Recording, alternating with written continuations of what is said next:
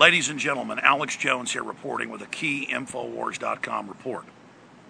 I have two sources inside the Army, and I have another source inside the Marines, a colonel, who have confirmed and talked to members of the family of SEAL Team 6 that supposedly was shot down a few days ago over Kabul, Afghanistan, that they were killed to shut them up about what they know about the staged raid on Osama bin Laden's compound back on May Day, May 1st, 2011.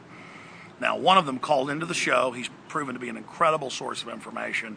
Everything he's told us has turned out to be true. The invasion of Libya before it happened, the step down of General McChrystal. He is a colonel in one of the branches of the armed services. I'll just say ground forces. I know his name, know his information. I'm not going to obviously reveal the full source here, but he'll be on tomorrow. And he confirmed what my other sources have told us, that they've talked to the family members. They've also given that information over to Cy Hirsch of the New Yorker magazine, the Pulitzer Prize winner, that this was a killing of the rest of SEAL Team 6 that was threatening to blow the whistle on the fact that members of SEAL Team 6 did die in that experimental stealth troop carrier helicopter that crashed in the OBL raid. And that the SEALs were talking about the fact that OBL was not there. They were there killing, quote, another terrorist leader. This is a total propaganda piece. And they have talked to widows and others, and the SEALs are hopping mad and know that this was a hit. Now remember, this in a 9+ year war was the greatest one-day casualty ever, and it just so happens to be the rest of SEAL Team 6, the group that raided bin Laden's compound. And first you were told the SEALs weren't involved, then they were, then it was SEAL Team 6, then it was those that were involved, then it wasn't. But my intel is that basically this was the rest of SEAL Team 6 that was killed, and that this was not a cover story for the deaths back on May 1st to then add them onto another crash onto the roster, a well-known trick used by our government and other governments. But indeed, this was the wiping out of the rest of SEAL Team 6 because they were speaking out and angry about what happened and tired of being used. Now remember, Pat Tillman wrote letters home, was going to come out against our government growing the opium in Afghanistan, which is now admitted years later.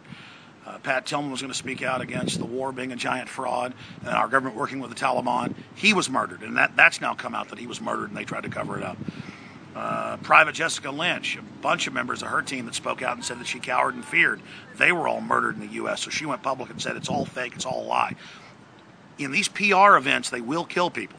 These are major propaganda rollouts, and I've got incredible intel. So we speculated. We said, did they just claim that folks died in this crash that really died in May, or were they getting rid of the rest of SEAL Team 6? We don't know, but the official bin Laden story is a lie.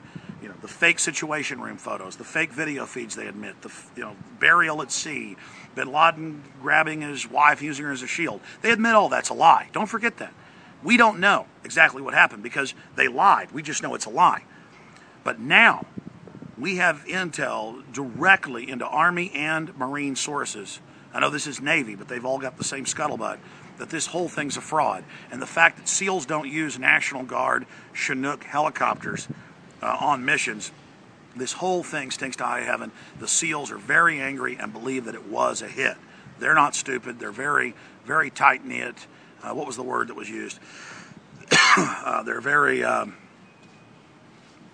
they're very in tune. They're very compact. We'll be covering it all tomorrow, but this is definitely a cover-up of what really happened with the OBL stage killing.